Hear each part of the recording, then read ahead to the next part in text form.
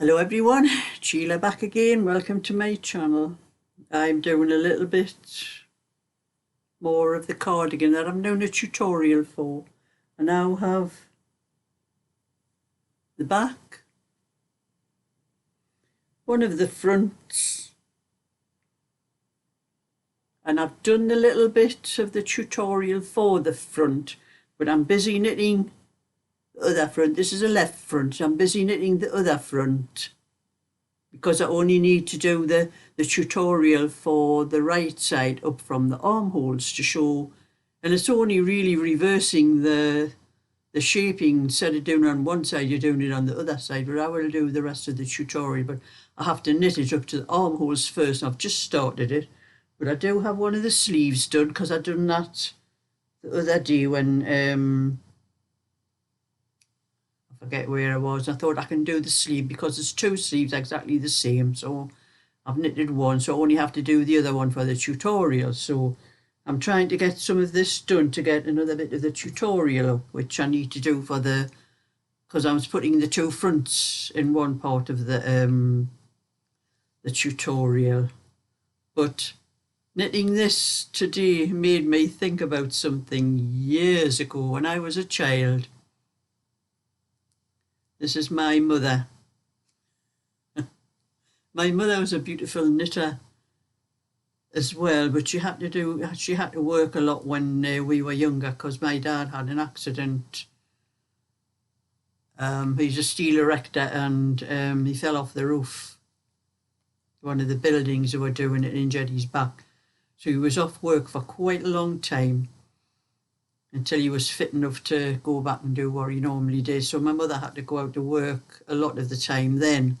So she didn't have the time to knit and all that, but she was a beautiful knitter when she did. But I think I remember, I'm not exactly certain how old I was. I think I was about 10 or 11. And my mother got this knitting machine. In the knitting machine them days, I'm talking about 60, almost 60 years ago. It was a lot different to the ones you have nowadays. It was the, the bed, the long bed with all the needles and the thing where you put the wool, but they didn't have the thing up the back that come up with the wires with the wool. You had to put the wool over yourself by hand. You had to push the needles in and out for whatever stitches you wanted to do. Then you had to push the carriage across all of that. And for whatever pattern you wanted to do, you had to work those stitches out for yourself. And I remember my mother getting this knitting machine. And the very first time I ever saw this pattern was on a picture my mum had. And her and her friend was called Mary. They both came up and they were having a go on this knitting machine, and neither of them could work it. But they just had a picture of it and they couldn't work out how to do that pattern on the knitting machine, because you didn't get patterns for knitting machines in them days like you do now. And you had to work things out yourself. And they tried all ways, and they were dropping stitches. There was loops, all sorts. And the two of them just gave up. And I remember my mum saying, "Oh, to hell with that, I'll just do it by hand." And she went out the house, her and her friend Mary, and left me in the house and with this knitting machine. And I says to myself, I'm going to have a go on that.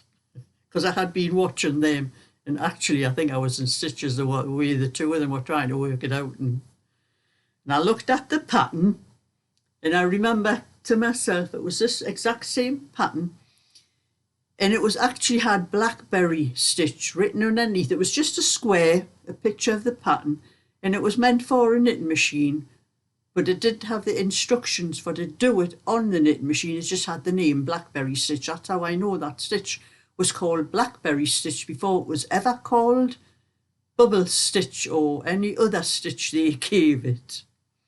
So I'm looking at, and I managed to count up the stitches. I got a little bit of paper and I wrote down what I thought, and I said, they look like there's 3 stitches in the middle there, but I don't know how they get where I was looking at. This is me saying to myself, I don't know how they get those lines going down there in between the blackberries and that. And so I put a little bit wool on got a little bit of my mum's wool, and I was working it out, and I worked out that you had to push the needles out on this machine if you didn't want them to knit the stitch. So I tried it with just one. I worked out there was 3 stitches where the bubble was, or the berry or whatever you call it. So I left those 3 stitches back, which I knew they would knit, and I pushed the one out on either side. And I did that for a few stitches, and I worked it across. And then I knitted a few just plain stitches with them all back. And I worked out that that was more or less how it was done. But it took me quite a while to realise I had to push those needles out so it didn't knit those stitches for quite a few rows. I'm not sure whether I worked out the exact stitch, but I kept on knitting. I made a scarf for myself with a similar pattern to that. And when my mum came back from her friend Mary's, and she was amazed, and have you been doing that? I says, yes. I says, it's dead easy. You're kidding. She says, it wasn't easy when me and Mary were trying it. Anyway, I had to do scarves for all the kids in the streets, and Mary's kids and anybody else that wanted them, and they were all bringing their balls of wool up for me to knit the scarf with this pattern on. And that was the first time I ever saw that pattern, and I actually knitted it. It wasn't perfect. I think I had the needles out too many times. I think I had about 8 rows out where they were all squashed together, but it still looked good. But anyway, years later, my mother got a knitting machine. And this was a one, still not like the punch card one. It had buttons on, and it had the wire up the back that fed the wool in. You didn't have to put it over by hand like you did with this old-fashioned one that my mum had. Can't remember what kind it was. But the one she got later on, I think it was a Knitmaster, something like that. But it was like buttons. She had to press the buttons for the different patterns, and she worked out how to do this Blackberry stitch on the knitting machine. And oh, she thought it was great. And she said to me, I was married at the time, and I had my first son, Mark, the oldest son, who is 56 years old now. So that tells you how long ago it was.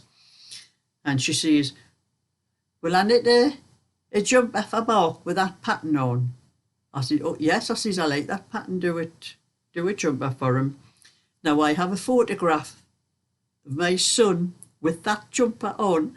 I'm going to show you it in a couple of minutes. It's not very clear. You can't make out really what the pattern is on there, but you can see, imagine it.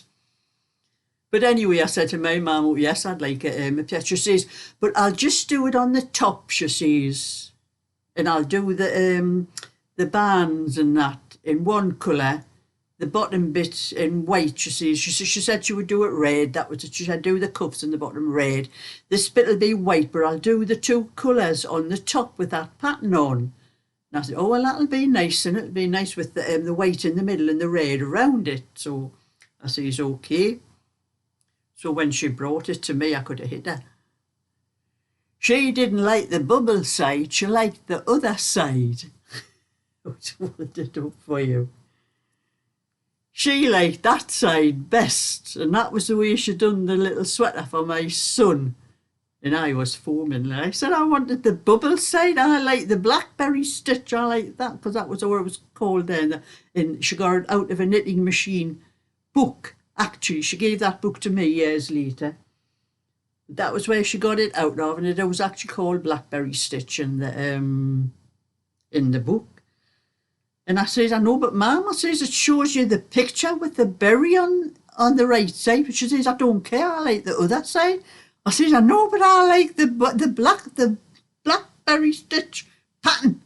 So I said to her, do another one, but as well as that, do another one for him. But I says, do one with the berry on the outside instead of on the inside, that nobody can see it. And she says to me, oh, you're too fussy, you. She says, everything's got to be just the way you want it. I says, look, you've done one the way you like it. I says, do one the way I like it now, right?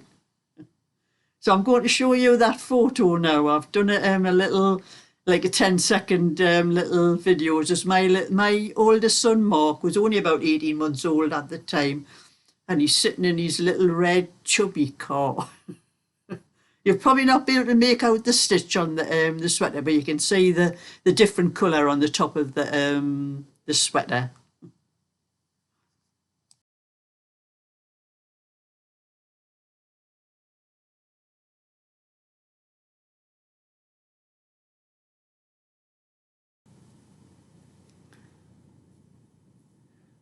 So that's my son Mark in his little red chubby car.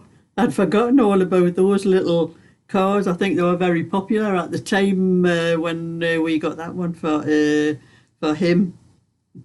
I will have to do a little slideshow sometime and show you some of my old photos, put them in a slideshow and let you see, because I've got lots of photos with my kids with things I've actually knitted that you'll be able to see in some of these photos as well. But I may do a proper slideshow and do you a little bit of my history from my grandparents, because I have pictures of grandparents. I actually have a photograph of my great-grandmother and one or two other old photos like that. I may put them in a little slideshow sometime and just give you a little view of my history. So that was that anyway, that pattern. It just made me think about that, because I was looking for an old photo. I was looking through my photo album and I came across that one, and that just reminded me about that argument I had with my mum about that pattern. But I did get a knitting machine myself not long after that. I think it was a lot of years later, when I had 3 children by this time. And I think when my youngest one, Ian his name is, and when he was just about 2 years old, I was doing childminding. I'm looking after this woman's little girl. Her little girl was called Samantha, actually. I think that's where I got the name from for Sammy. That I think it stuck in my mind, because my youngest son, Ian, couldn't say Samantha, and he kept calling her Sammy. That's where the name came from. But I looked after that little girl for a little while, and her mother had a knitting machine. I was looking after her while her mother was working, and something happened with her work and she wasn't getting paid, and she couldn't pay me for a little while. And she had this knitting machine, and she asked me if I would take the knitting machine in lieu of what she owed me, because she couldn't find another job, something she wanted to do. She couldn't find this other job. So that's how I ended up with a knitting machine. And hers was like the one that my mother had, with the buttons that you press and that. But I did buy a punch card one later on with all the attachments and everything. So I did a lot on my knitting machine.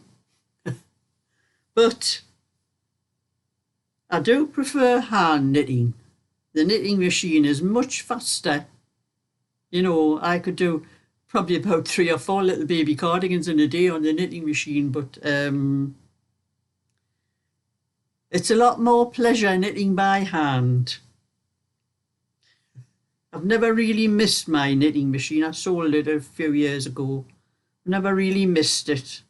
I think I still have a punch card of it kicking about the house somewhere. I'll have to sort it out and put it up on eBay. I think somebody might want to buy one. It's a big roll of cards that you punched for to make the patterns. But that's part of my day to day, and I'm trying to do the other part of this, the front of this cardigan, so I can get the tutorial up, hopefully today, before I have to put the light on. Once I put the light on, it casts shadows over my table over there. It casts shadows over my hands when I'm trying to show things once the light goes on. But it is staying a little bit later. It is 3:30 now, so I've got a little while to try and get this knitted up to the armholes. But I haven't done anything else today. I haven't done any of the blankets here. I need to do my day for today, and it is 8 degrees today, so I'm going to have to do, I think it's pale blue I have to do all around for when it's 8 degrees. But it's supposed to be raining all afternoon, but It's been quite sunny actually, but very windy. So anyway, I have to catch up on some of my other things, and also I was going to do a tutorial. See this little scarf I'm wearing? I've just made this yesterday, and I'll untie it and show you. I'm making it. I just wanted it when I was doing it. I was going to do a tutorial for it to show how to crochet it. And then I realised crocheting, I've knitted them before. And when you're knitting them, it's in between the stitches that you increase, and you get so far around to the wider part here, and then you start decreasing to come down the other side. Didn't realise you don't need as many rows in crochet as you do in knitting. And I had sort of thought about that, but I didn't do enough less rows, so it ended up, because I only wanted one to put round here and to tie like that, but it's ended up long like this, so I'm going to have to work that out for the tutorial, because I'm going to do a tutorial for my crochet channel for this, just to help it, because it's almost monetized. It's still on 3.9 today. I just need that 0.1 more, which is like 100 hours to get it viewed, so I thought this would help. But when I made this as well, it was just scrap wool. And what you did with the knitted one, the edges were all in with the knitting, but it's not with the crochet. You have to go around the whole thing afterwards to do the edges. You can see this is a different colour. It's like a beige in the middle, but it's a cream colour all around the edge. And I forgot about that because I had a scrap ball of wool, and you weigh the wool, and whatever it is, see if it's 50 grams, you weigh it when you get so far up, how far you think it is, till you've used about half of that 50 grams, and then you start coming back down the other side. That's how you know you're going to have enough. And I forgot about having to do around the edge of the crochet, so I had to put a different colour around it. So I'm busy working this out for my crochet channel, and because I made this one not quite as wide. I have two other ones I've done, and I've made them a little bit too wide, so when it's round the neck and it's fastened like this part folds down like that because it's too wide. Maybe I've got a shorter neck than most, I don't know, but I did it to the size that I saw on the pattern, but I did this one so it was a little bit less. And it's only about 50 grams of wool in this thing. That's all about it took, I think. So I need to sort that out to do a tutorial on my crochet channel for that as well. But I've just put a video up for a Happy Meal I had as well this morning. A lady, Michelle, I was very surprised when I opened that box. You'll find out on the video if you watch it.